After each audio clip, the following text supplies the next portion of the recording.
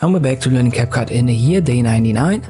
I've shown you in the last video how you can use text and then place video inside of it, and blending modes is what we have applied to it to achieve that effect, but I've used text elements that I've created in a different program. So what if you wanted to create an overlay text effect directly in CapCut?